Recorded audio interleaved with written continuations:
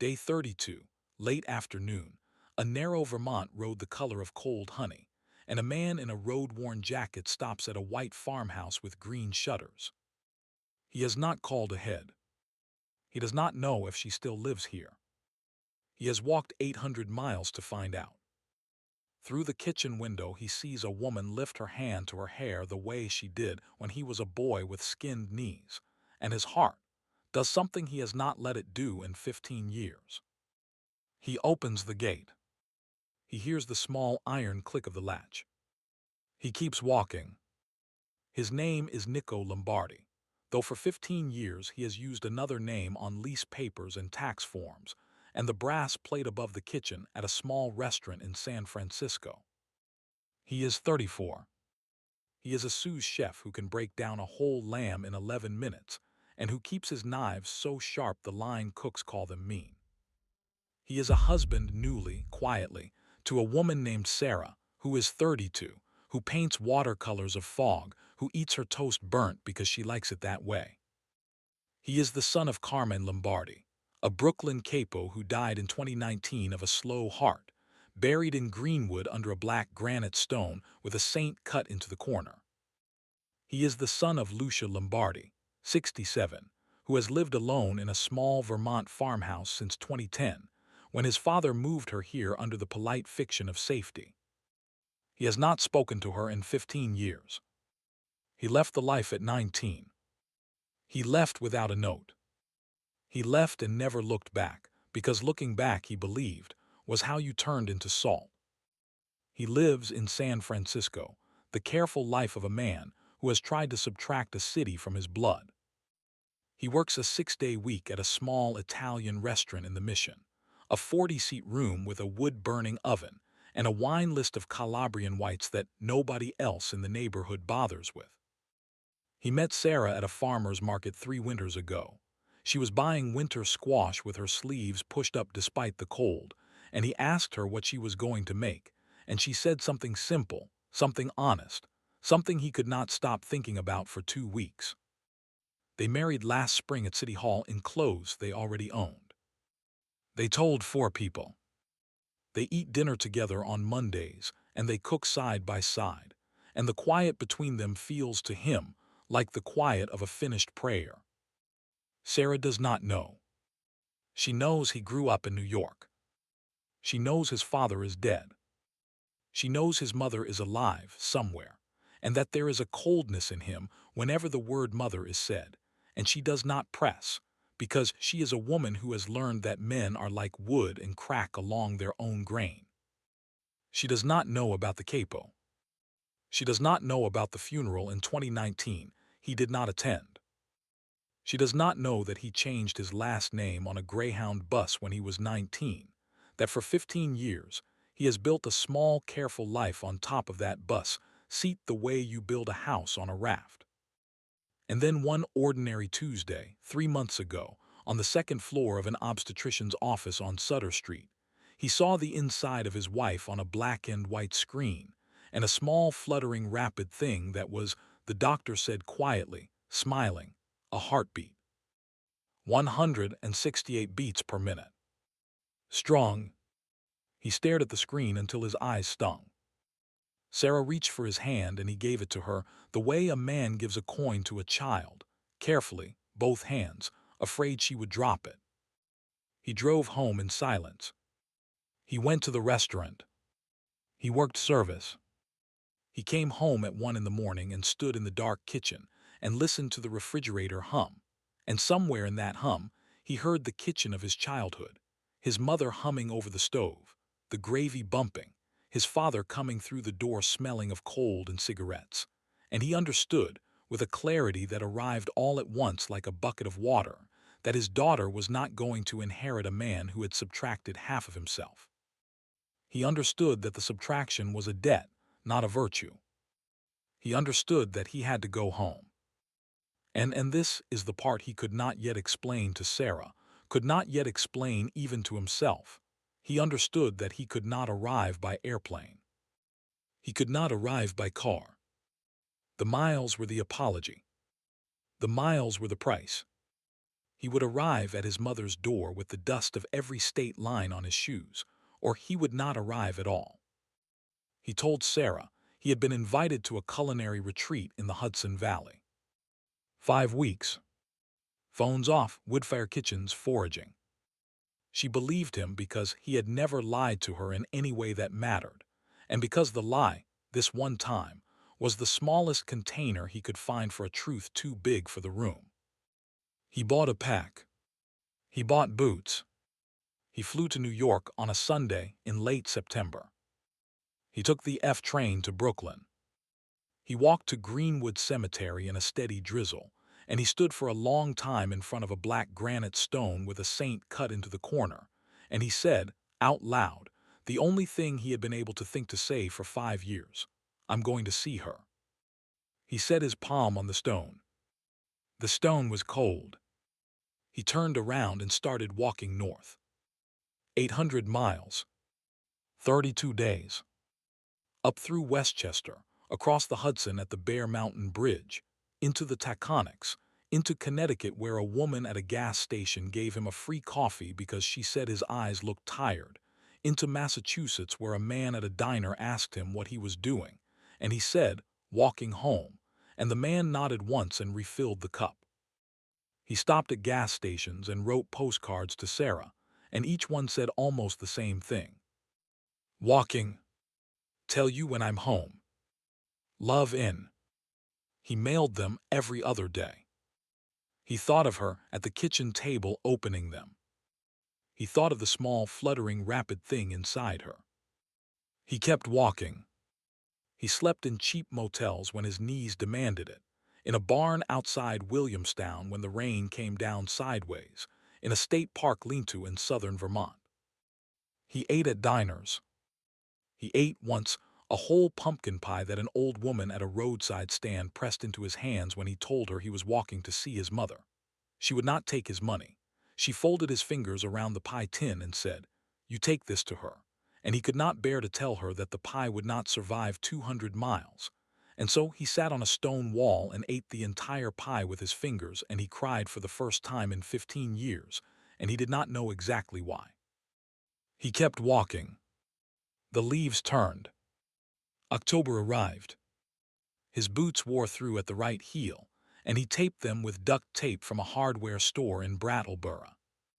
His beard came in gray at the chin, and it occurred to him, quietly, almost gently, that he was already becoming the kind of man his father had been at the end. What he did not know, what he would only learn that night at his mother's kitchen table, was that the network he had walked away from at 19 had not entirely walked away from him.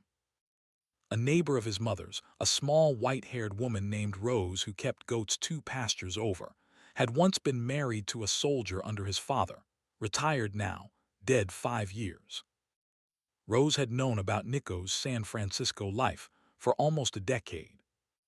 She had not told his mother out of mercy, but she had quietly watched, and she had passed word once a year, through a careful chain of phone calls, to a cousin in Bensonhurst who had passed word to Lucia, that her son was alive, that he was working as a cook in California, that he had married a woman who painted, that his wife was, as of 2 months ago, expecting a child. His mother had known. His mother had known for years. His mother had set a plate every night anyway. He only knew that on the 32nd afternoon, on a narrow road the color of cold honey, he came around a bend and saw the white farmhouse with the green shutters, and he stopped at the gate because his legs would not carry him further without permission. A crow called from somewhere behind the barn. The wind moved through the maples, and the leaves came down in small, slow handfuls. He saw a woman through the kitchen window. She was at the sink. She lifted her hand to her hair the way she had done when he was 8 years old, and she had been frying onions, and her hair had been falling forward, and he had been sitting on the counter swinging his legs, and the kitchen had smelled like butter and rain. He recognized her by the gesture, not the face. The gesture went into him like a key going into a lock he had forgotten he was carrying. He opened the gate. He walked up the path. There was a stone he did not remember, and a wind chime he did not remember, and a small painted bench. He did not remember, and he understood, in a way that hurt, that 15 years had passed not only in him but in her, and that her life had continued without him. He climbed the porch steps. He raised his hand. He knocked 3 times, the way his father had always knocked. The body remembers what the mind has forbidden. The door opened. His mother stood in the doorway. She was smaller than he had carried her in his mind. Her hair was almost entirely white. She wore a dark green cardigan and a small silver cross on a chain, and the same brown slippers she had been wearing in the last memory he had of her. She looked at him. He looked at her. Neither of them spoke. He had practiced a speech in his head for 800 miles, and he could not remember a single word of it. She did not cry. She did not reach for him. She did not say his name. She stood there for what could have been 3 seconds and could have been 3 minutes, and then she stepped aside, slowly, holding the door, and she said very quietly, in the voice he had not heard in 15 years, "Come in. Take off your boots. The floor is clean." He took off his boots. He set them on the mat by the door, heel to heel, the way she had taught him when he was 4. He walked into the house in his sock feet. The house smelled like rosemary and butter, and the faint sweet wood smoke of an early evening fire in the small iron stove in the living room. The kitchen was bright. The table was set. 3 plates. White ceramic, the chipped one she always took for herself, the heavier one with the blue ring she had always given his father, and a third one newer, plain, white at the place that had once been his. There was bread in a basket. There was a small bowl of olives. There was a pot on the stove that smelled exactly like Sundays from his childhood, and the smell undid him in a way the doorway had not, because the doorway had been her face, but the pot was every year he had not eaten her food. He stood at the table. He looked at the 3 plates. He asked her, because he could not think of anything else to ask, who the third was for. She did not answer right away. She crossed to the stove. She stirred the pot. She put the wooden spoon down on the little plate she kept beside the burner. She turned to him. She said, "Your father. We always set a plate. I have set a plate for him every night since he was buried. Tonight we set one for you too." She paused. She looked at him in a way that he understood was not unkind, but was also not without weight. "And the third," she said, "is for the one I never met." He did not understand at first. He thought she meant his father a second time. He thought she meant some old grief. And then he understood that she meant Sarah. He understood that she knew. He felt the floor tilt very slightly under him, the way the deck of a small boat tilts when a wave passes underneath, and he reached for the back of the chair to steady himself, and he sat down without being asked, because his legs had decided, and he put his face in his hands, and he wept very quietly into his palms, the way a man weeps who has been carrying a stone for 15 years and has finally, at the door of the house he was walking toward, been told to set the stone down. She did not come to him. She let him weep. She finished stirring the pot.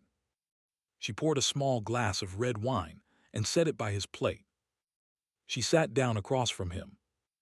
When he lifted his face, she said, "Eat." He ate. The food was a kind of speech. He had not eaten her food in 15 years, and the gravy was exactly the gravy, and the bread was exactly the bread, and the olives were the small black wrinkled ones from the Calabrian shop in Brooklyn that he did not know she could still get up here, and he understood that she had been having them shipped, that she had been keeping the Sunday alive without anyone to feed it to, and the kitchen had not closed. They ate. They talked. She did not press him. She did not ask why now. She did not ask why not before.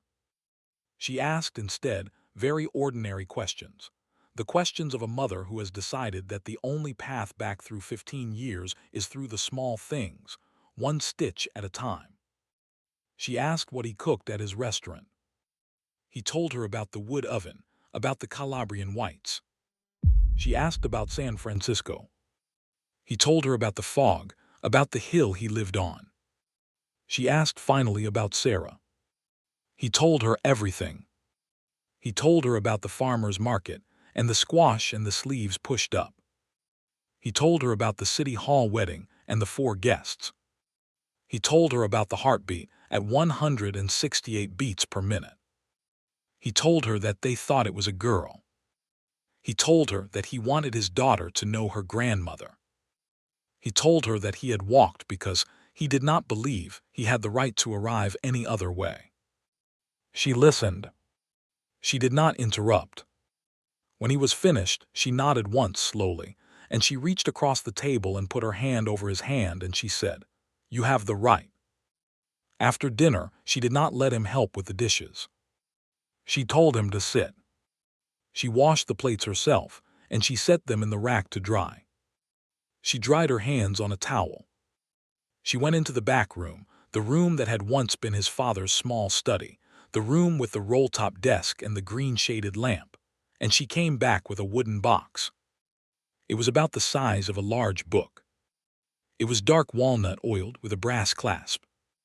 The clasp had been sealed with a small dab of red wax, and the wax had a thumbprint pressed into it, and the thumbprint was his father's. He knew it the way he knew the gesture his mother made with her hand. She set the box on the table in front of him. Across the lid, in his father's slanted handwriting in black ink that had not faded, were the words, "For Nico when he comes home." She did not sit down. She stood beside him. She said, "He left this with me in 2018.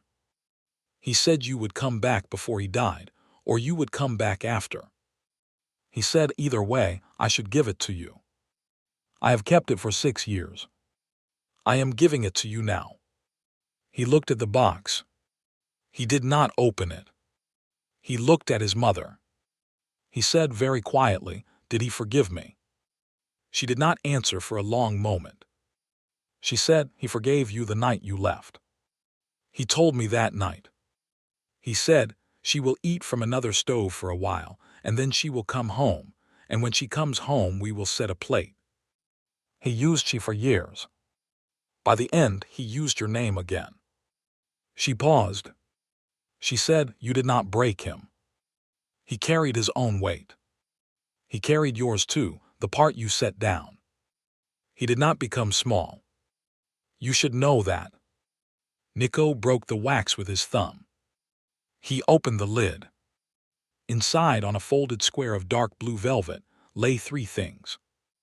The first was a ring, a heavy gold wedding band, his father's, which had been his grandfather's, made in a small workshop in Catanzaro in 1908 by a jeweler whose name was scratched on the inside of the band in letters now almost worn away. He picked it up. It was heavier than he remembered. The second was a small leather folder. He opened it. It was a college trust account, opened in 2009, in his father's name as custodian, for the benefit of any future child of Nico Lombardi. The starting balance had been $20,000. The current balance, on a statement dated 2 months ago, was a little over $40,000. It had been untouched for 15 years. The third item beneath the folder was a sealed envelope. His father's handwriting again. 3 words on the front, "For my son." He held the envelope for a long time. He looked at his mother.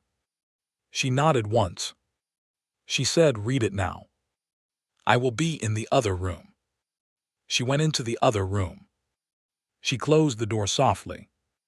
He opened the envelope. The letter was 3 pages, on the cream-colored paper his father had used for his whole life, in the same slanted hand. He read it once through without breathing. He read it again more slowly. There were many things in the letter. An apology he had not expected, a confession he had not expected either, a list of names of men who had been good to his father and who deserved to be remembered, a paragraph about his mother that made his eyes blur so badly he had to wait a full minute before he could read further.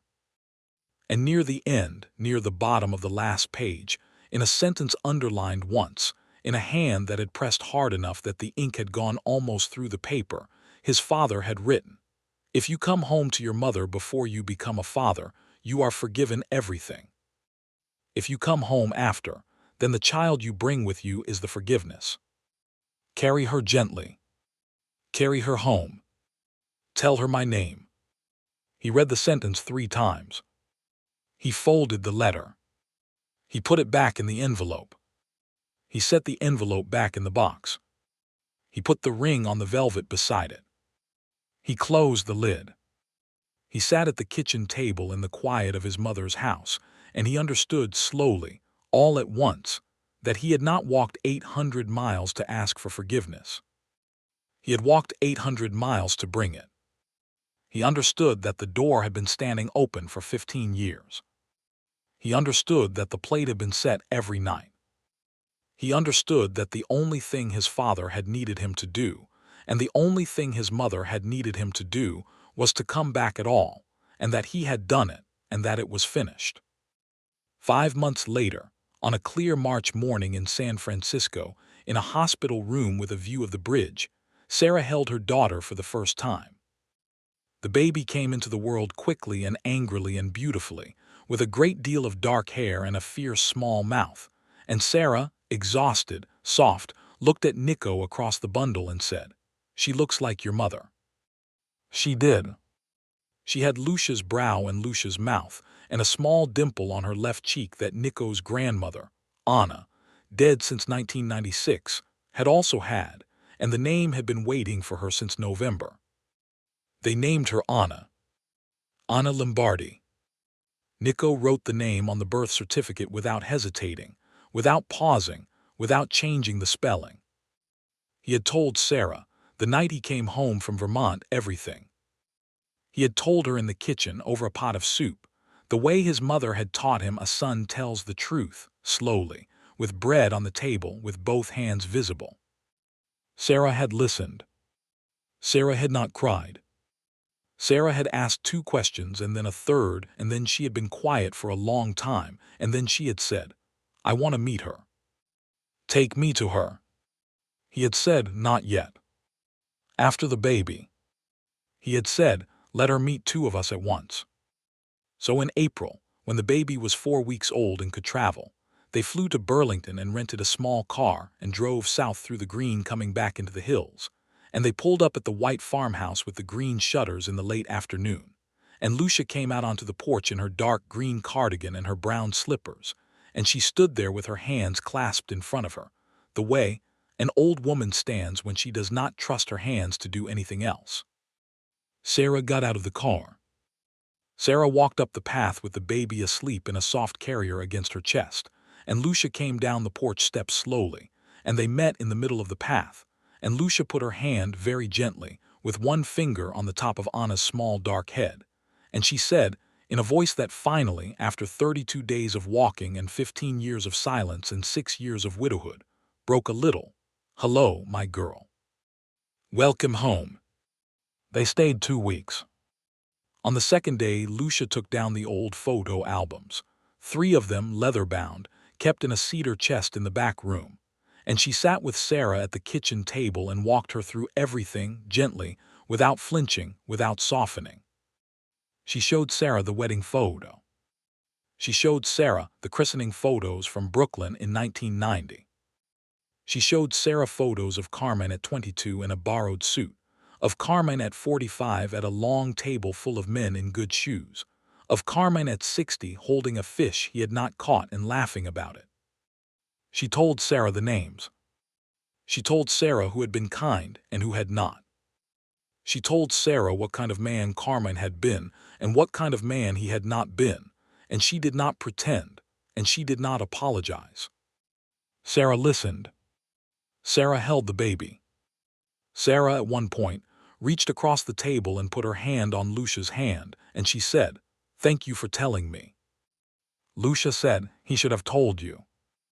Sarah said, "He is telling me now. He is telling me by bringing me here." Lucia looked at her for a long moment, and then she said, "You are good for him." Sarah said, "He is good for me."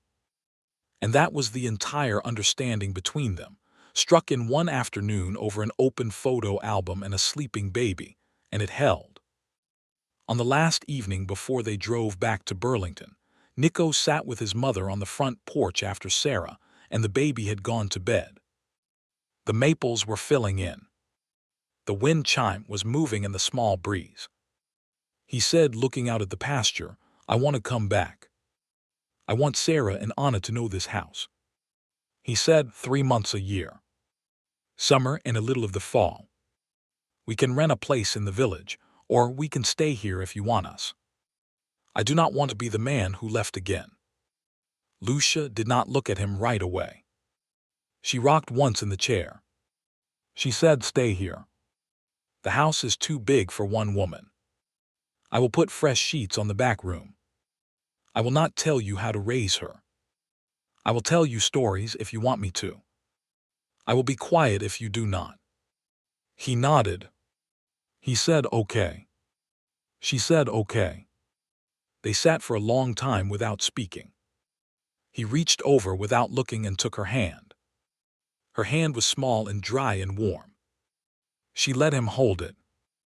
The wedding ring from the box, the heavy gold band his grandfather had worn out of Catanzaro in 1908, Nico did not put on his own finger.